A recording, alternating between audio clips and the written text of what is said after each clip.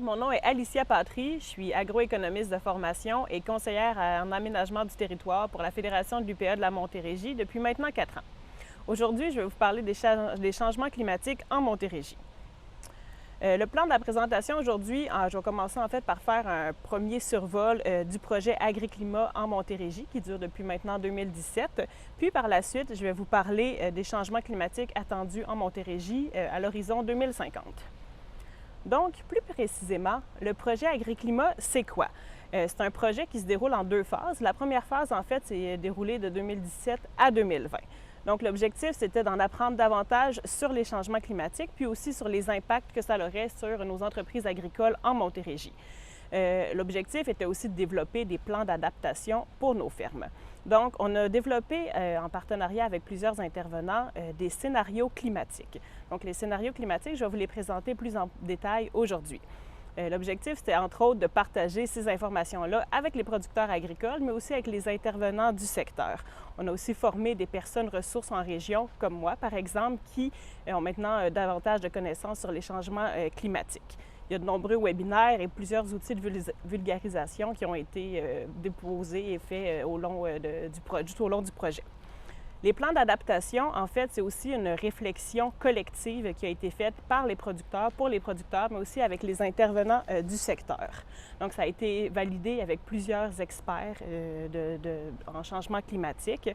Puis, ça propose différentes actions, tant au niveau de la ferme qu'au niveau local, régional et aussi provincial. Pour ce qui est de la phase 2 du projet Agri-Climat, on vise vraiment à mettre en œuvre, en fait, le plan d'adaptation. Donc, on veut développer des projets collectifs qui vont venir soutenir les producteurs agricoles, puis on veut aussi approfondir certaines des connaissances qui ont été acquises dans la phase 1 du projet.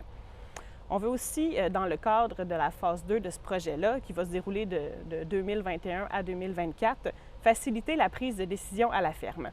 Donc, entre autres, on est en train de développer un outil de diagnostic sur la vulnérabilité des entreprises face au changement climatique, puis aussi un outil qui va permettre de dresser un bilan carbone des entreprises.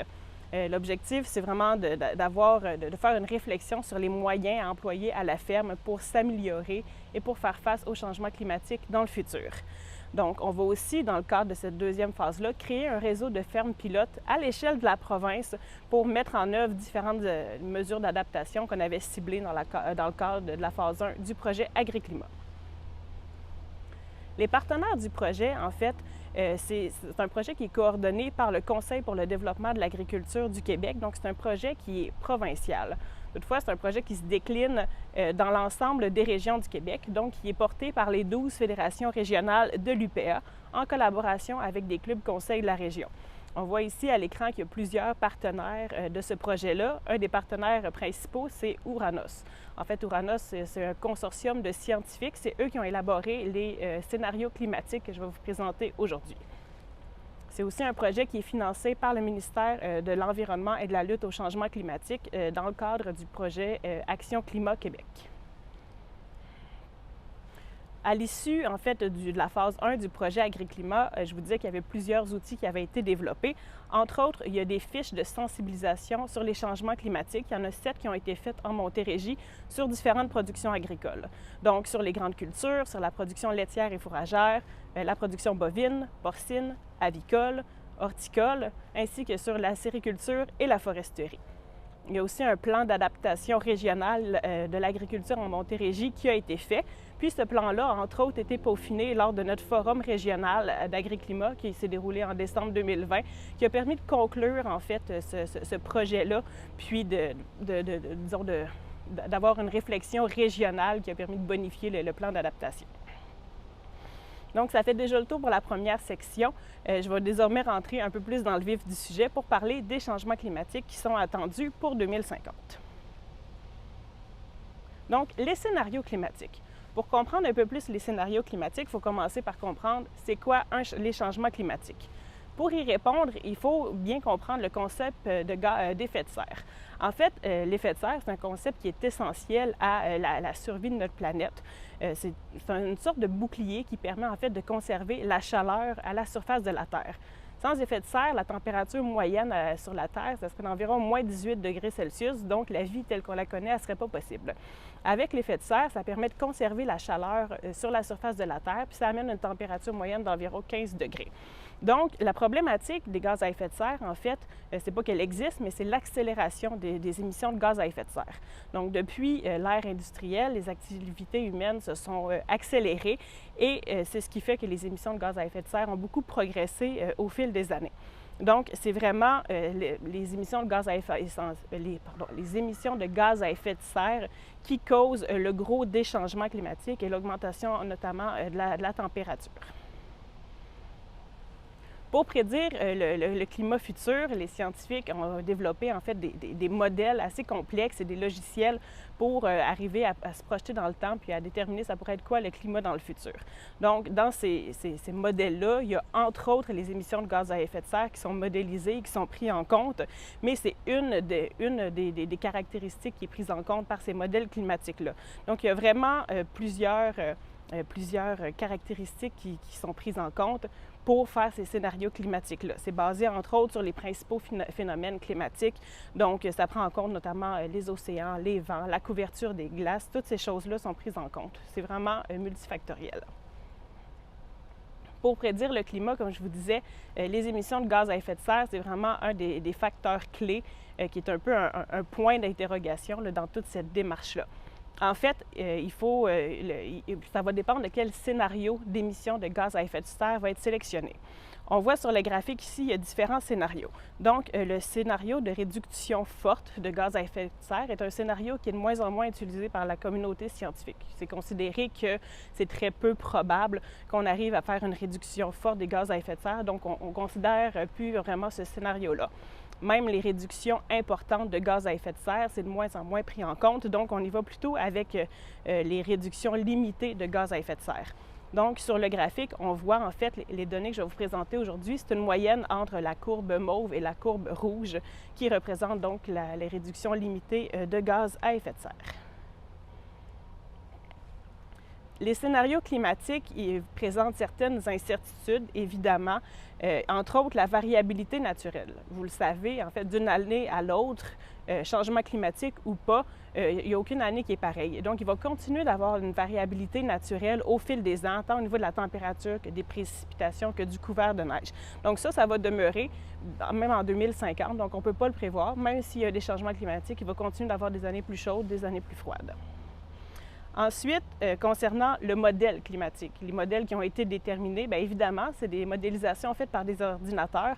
Donc oui, c'est bon, c'est fiable, sauf qu'il y a toujours certaines erreurs qui peuvent s'y glisser ou certaines imprécisions qui peuvent s'y glisser plutôt.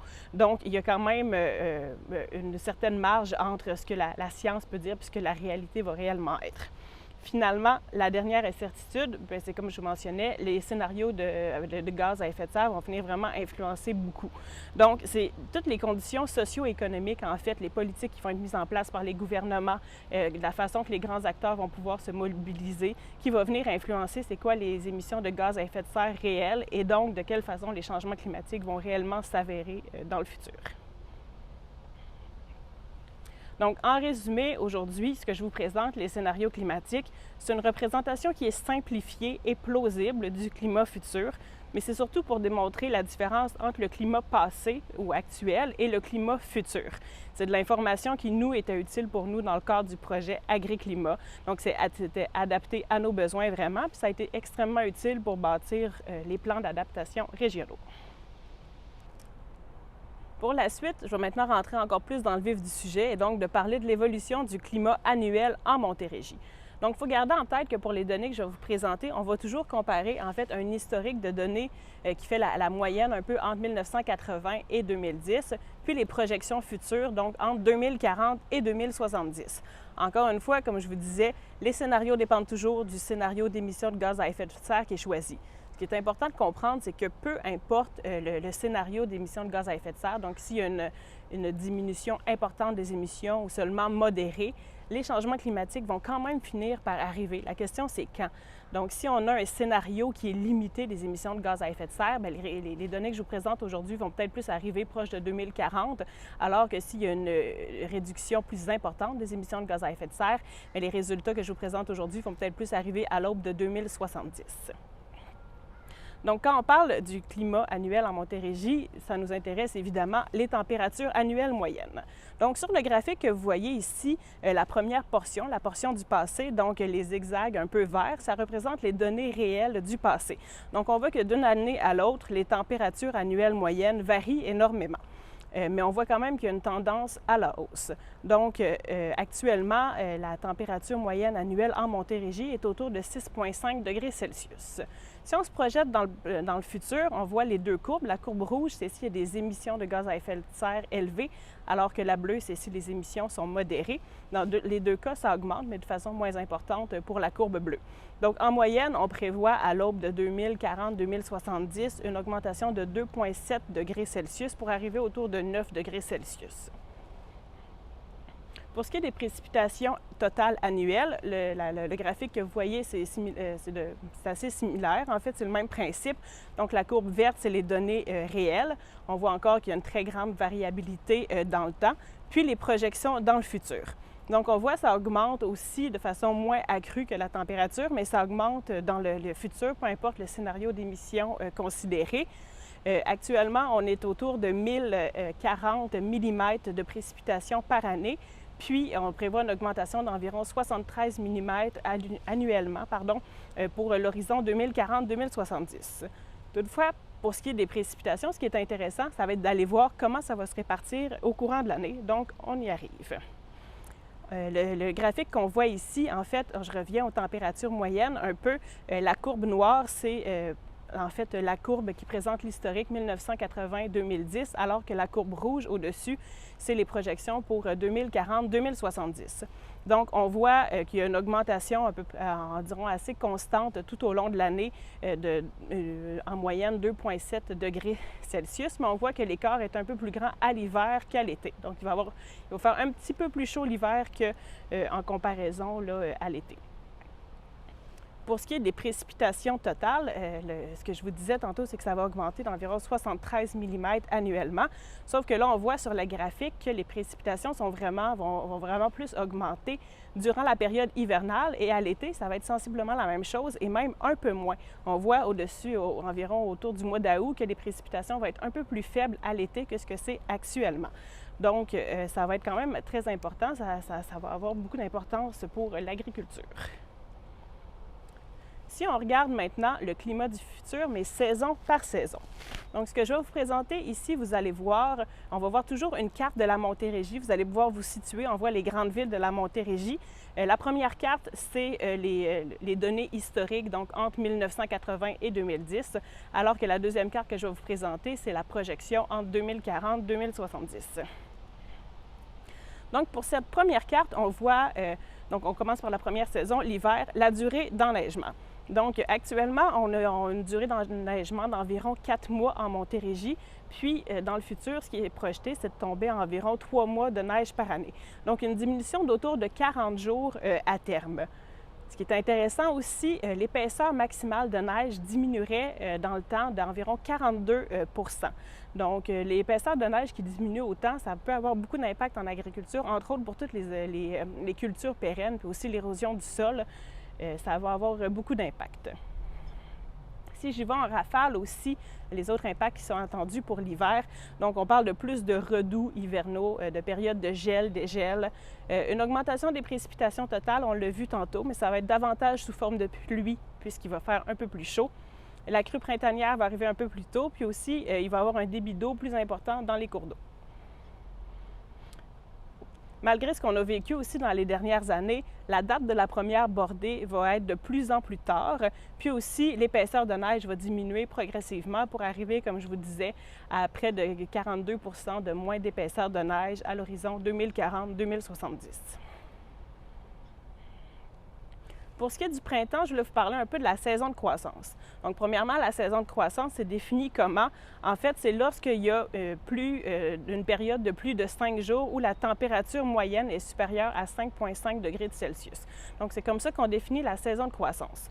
Actuellement, elle est autour de 216 jours, mais dans le futur, si on se projette, elle va augmenter à environ 240 jours. Donc, on gagne environ 24 jours de croissance. Puis, le dernier gel va aussi être devancé d'environ 12 jours. Donc, actuellement, on est à la fin avril et ça serait plutôt à la mi-avril que le dernier gel arriverait. Donc, oui, c'est une donnée qui est très intéressante pour les producteurs agricoles pour l'entrée au champ, sauf que vous savez bien, la température, ce n'est pas le seul facteur à évaluer pour savoir si oui ou non vous pouvez réellement rentrer au champ. Donc, dans le graphique ici, en fait, on voit le total des précipitations printanières, donc pour la période mars, avril et mai. On voit encore, ça varie énormément d'une année à l'autre, mais de façon générale, ça va continuer d'augmenter un peu au fil des ans. Donc oui, les précipitations printanières vont être un peu plus présentes au fil des ans, sauf qu'on sait qu'il va faire un peu plus chaud au printemps, puis il va y avoir beaucoup moins de neige aussi à l'hiver, donc il va y avoir moins de neige à fondre. Donc, en théorie, oui, c'est possible que l'entrée au champ va être possible un peu plus tôt dans le climat futur. Toutefois, il faut que le sol soit capable de bien absorber toute cette eau-là quand même. Donc, ça va être très important d'avoir un sol en santé dans le futur. À ce sujet, il y a d'ailleurs Patricia Leduc qui va faire une conférence sur les impacts des changements climatiques et aussi les mesures d'adaptation dans le cadre de ce web congrès-là, puis le sujet va être abordé beaucoup plus en profondeur. Pour ce qui est de l'été, si on parle des unités thermales de maïs, c'est quelque chose qui intéresse beaucoup les producteurs agricoles, évidemment. En fait, actuellement, à Montérégie, c'est variable d'une région à l'autre, mais on tourne autour de 3200 UTM. Dans le futur, on prévoit une augmentation qui pourrait atteindre plus de 800 UTM de plus, donc pour tourner autour de 4000 UTM. En théorie, évidemment. Donc, comme je vous disais, oui, ça va peut-être frôler le 4000 UTM, sauf que ça va dépendre encore de plusieurs choses, dont les possibilités, la fenêtre réelle pour être capable d'aller semer, mais aussi de récolter au champ. Une autre donnée qui est très intéressante qui concerne l'été, c'est le nombre de jours, en fait, avec des températures maximales de plus de 30 degrés Celsius. C'est un peu inquiétant, en fait, cette donnée-là, je trouve, c'est de voir actuellement, on est autour de 9 jours par été où la température est supérieure à 30 degrés Celsius, alors que dans le futur, ça pourrait augmenter de plus de 24 jours, donc pour monter à plus de une trentaine de jours par été. Donc, c'est une statistique qui est assez préoccupante, tant pour les producteurs de grandes cultures que les producteurs maraîchers, mais aussi pour les producteurs, les éleveurs, les producteurs d'animaux. Donc, ici, sur ce graphique-là, on voit le stress thermique chez les bovins laitiers. En fait, le stress thermique, c'est un indice qui évalue l'effet de la température et de l'humidité sur les animaux. Donc, on voit que dans ce cas-ci, les jours où les animaux pourraient vivre du stress thermique va augmenter de près de 33 jours, va doubler en fait, va passer de 35 à 70 jours annuellement. Donc, lorsqu'il y a du stress thermique, les bovins sont affectés, puis ça va venir influencer, entre autres, leur production, disons, leur production de lait ou leur augmentation leur gain moyen quotidien, pardon. Donc, un animal qui souffre de stress thermique va venir diminuer sa consommation d'aliments, même si ses besoins énergétiques sont encore très importants. Donc, pour combler son déficit énergétique, il va aller puiser dans ses réserves et c'est ça qui va faire en sorte que sa production laitière, par exemple, ou son gain moyen quotidien va être diminué. Pour l'été encore, il va aussi avoir une augmentation du déficit hydrique. Donc, le déficit hydrique, en fait, c'est le nombre de précipitations moins l'évapotranspiration. Donc, les précipitations, comme je vous ai dit un peu plus tôt, vont être un peu moins grandes durant l'été et l'évapotranspiration va augmenter puisque la température va être un peu plus grande durant l'été. Donc, si on prend ici le déficit hydrique pour la période juin, juillet et août, on voit qu'actuellement, c'est autour de 119 mm, alors que les projections dans le futur sont de 162 mm. Donc, il y a une augmentation du déficit hydrique d'environ 40 mm. Donc, toutes les problématiques reliées aux besoins en eau sont importantes aujourd'hui et vont l'être encore plus dans le futur. Donc, encore une fois, c'est un sujet qui a été beaucoup abordé dans la phase 1 du projet et il y a de nombreuses mesures d'adaptation qui en sont ressorties. On voit ici sur ce graphique-là, en fait, une comparaison des différentes régions, du déficit hydrique des différentes régions. Donc, pour la Montérégie, oui, le déficit hydrique va être aggravé, mais en plus, ça concorde avec la période, la période d'étiage des cours d'eau. Donc, dans le futur, la période d'étiage va être encore plus longue, mais aussi le débit dans les cours d'eau va être encore plus faible. Donc, c'est vraiment une question auquel les producteurs agricoles vont devoir s'attarder. Pour ce qui est de l'automne, on termine le cycle en fait des saisons. La fin de la croissance, donc la saison de croissance, comme je vous disais un peu plus tôt, c'est lorsqu'il y a au moins 5 jours d'affilée où la température moyenne est de plus de 5,5 degrés Celsius. Donc la fin de la croissance va être repoussée, donc environ 10 jours plus tard, donc pour passer du 17 novembre au 27 novembre dans le climat futur. Puis le premier gel, aussi, il va être repoussé d'environ 2 semaines. Donc actuellement, c'est à la mi-octobre, puis ça va plutôt passer à la fin octobre. Donc encore une fois, intéressant pour les producteurs agricoles, ça peut peut-être retarder un peu ou laisser plus de temps pour aller faire les récoltes, mais il faut être capable de s'adapter, d'avoir un bon sol pour aller saisir ces opportunités-là, parce que, comme je vous ai mentionné aussi, il va y avoir davantage de précipitations à l'automne. De façon plus générale aussi, on se fait souvent poser la question, qu'en est-il des événements plus extrêmes? Bon, bien, on sait que ces événements-là, ça affecte énormément les cultures et les élevages. Il y a certains de ces événements-là qui, oui, peuvent être attribués au changement climatique, d'autres non, c'est simplement la variation naturelle des choses. Les connaissances évoluent rapidement, puis on va en savoir plus éventuellement. On n'est pas encore certain de tout, mais voici quand même ce que je peux vous présenter, puis qu'on est certain jusqu'à présent. Donc, nous sommes certains que oui, il va y avoir moins de vagues de froid extrême l'hiver, mais que l'été, il va y avoir plus de vagues de chaleur, puis qu'elles vont être plus longues et plus chaudes aussi. Nous sommes pas mal certains aussi qu'il va y avoir plus d'événements de pluie extrêmes, puis qu'elles vont être plus intenses aussi, puis davantage de cellules orageuses localisées et intenses. Ce sur quoi on en sait vraiment moins, qu'on n'a pas encore de réponse, en fait, c'est surtout le verglas. Actuellement, on observe une tendance à la baisse pour le sud du Québec. Pour ce qui est des rafales de vent, il n'y a pas vraiment de signal clair encore. Et de la grêle, les scientifiques n'ont pas de réponse à ce jour à nous offrir. Si vous vous posez encore la question, bon, bien, c'est quoi les conséquences les plus concrètes que ces changements climatiques-là vont avoir sur mon entreprise agricole, peu importe la production, comment je peux commencer à m'adapter? Bien, je vous invite à visiter le site Internet que vous voyez dans le bas de l'écran, le www.agriclimat.ca. On va y retrouver plusieurs choses. En fait, tous les outils qu'on a produits dans le cadre de la phase 1 du projet Agriclimat, c'est tout disponible. Donc, il y a plus de détails sur les scénarios climatiques que je vous ai présentés aujourd'hui. Il y a le plan d'adaptation régionale qui est présent, puis il y a aussi les 7 fiches de sensibilisation par production qui sont présents. Aussi, à venir dans le cadre du Web Congrès, il va y avoir la présentation de Patricia Leduc sur, en fait, les impacts et les mesures d'adaptation en grande culture et en production laitière.